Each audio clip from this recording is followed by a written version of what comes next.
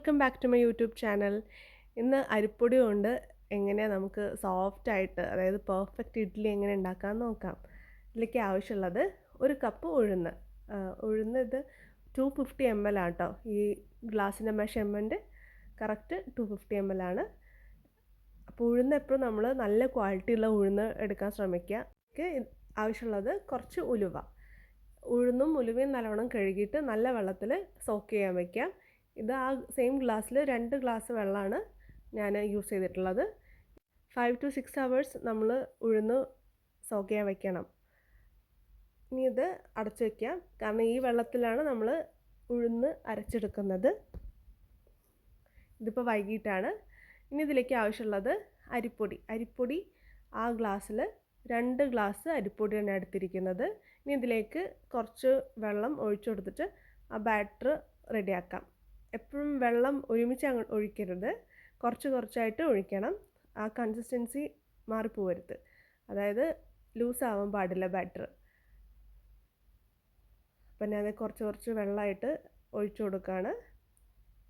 നമുക്ക് ലംസ് ഒന്നുമില്ല, അതായത് കട്ടയൊന്നും പിടിക്കാതെ നല്ലോണം മിക്സ് ചെയ്ത് കൊടുക്കാം.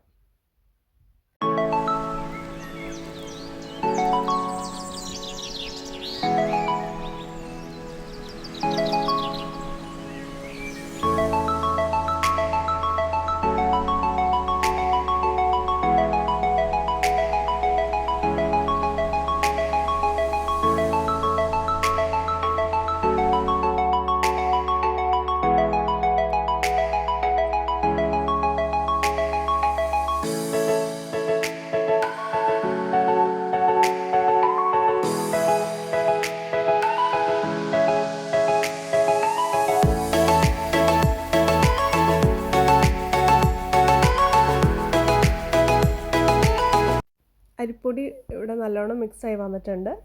ഇനി നമുക്ക് ഉഴുന്നും ഉലുവയും അരച്ചെടുക്കാം. ഇതിലേക്ക് ഞാൻ കുറച്ച് ചോറ് ഇടുന്നുണ്ട് കേട്ടോ, മിക്സ് ചെയ്യുന്നുണ്ട്. ഈ ചോറ് ഞാൻ കുറച്ച് നേരം ഫ്രിഡ്ജിൽ വെച്ചിട്ടുള്ളതാണ്. അപ്പോൾ നല്ല സ്മൂത്തായിട്ട് നമുക്ക് ഗ്രൈൻഡ് ചെയ്തെടുക്കാം. ഇനി ആ സെയിം വെള്ളമാണ് നമ്മളിതിൽ യൂസ് ചെയ്യുന്നത്, വേറെ വെള്ളം അല്ല. കറക്റ്റ് ആ ഒരു ഗ്ലാസ് ഉഴുന്നിന് 2 ഗ്ലാസ് വെള്ളം കറക്റ്റായിരുന്നു കേട്ടോ. ഞാൻ വെള്ളം ഒഴിച്ചിട്ട് ഇനി അതിലേക്ക് ചോറും ഇട്ടിട്ട് ഞാൻ ഗ്രൈൻഡ് ചെയ്തെടുത്തു. നല്ല ഫൈൻ പേസ്റ്റ് ആക്കിയിട്ട് നമ്മളിത് അരച്ചെടുക്കണം കേട്ടോ. അപ്പോൾ ഇതേ ഉഴുന്ന് അരഞ്ഞ് വന്നിട്ടുണ്ട്. ഇനി നമുക്ക് ഈ ഉഴുന്നിൻ്റെ ബാറ്റർ നമുക്ക് അരിപ്പൊടിയിലേക്ക് മിക്സ് ചെയ്ത് കൊടുക്കാം. എന്നിട്ട് നല്ലോണം ഇളക്കണം കേട്ടോ. ഇത് നല്ലോണം മിക്സ് ചെയ്ത് വെച്ചിട്ട് നിങ്ങൾക്ക് വേണമെങ്കിൽ ഉപ്പിട്ട് കൊടുക്കാം, ഓപ്ഷണലാണ്. ഞാൻ ഉപ്പ് ഇട്ട് കൊടുക്കാറുണ്ട്, പക്ഷേ ഇത്തവണ ഞാൻ മറന്നുപോയി അത് ഉപ്പ് ചേർക്കാൻ. ഉപ്പ് ചേർത്തു എന്ന് വിചാരിച്ചിട്ട് മാവിന് പുളി അധികം കൂടണം എന്നൊന്നുമില്ല. മാവ് കറക്റ്റ്, ആ മാവിന് കുറച്ച് പുളി വേണം ഇഡ്ഡലിക്കും ദോശയ്ക്കും. നല്ലോണം മിക്സ് ചെയ്തു. ഞാനത് എയർ ടൈറ്റ് കണ്ടെയ്നറിലേക്ക് മാറ്റി വെച്ചു. എന്നിട്ട് അത് അടച്ചു വെച്ചു. ഈ ഇഡ്ഡലി ബാറ്റർ എപ്പോഴും മാക്സിമം 8 to 10 hours നമ്മൾ ഫെർമെൻറ്റ് ചെയ്യാൻ വെക്കണം.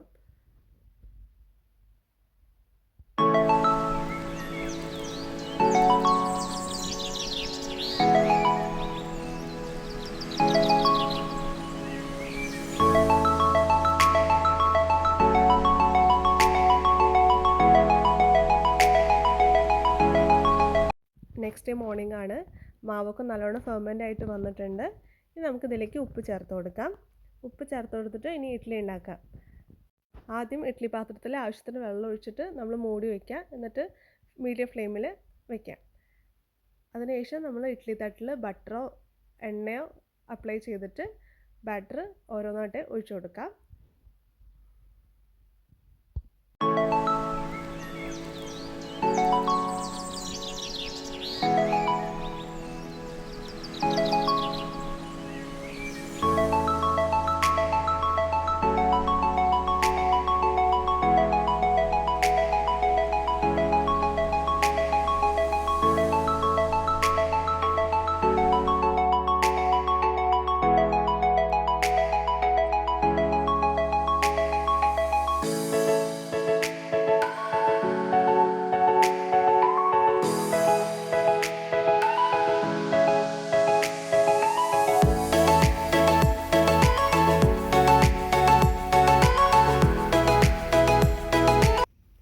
നല്ല സോഫ്റ്റായിട്ട് വന്നിട്ടുണ്ട്. നല്ല പെർഫെക്റ്റ് ഇഡ്ഡലിയാണ് കേട്ടോ.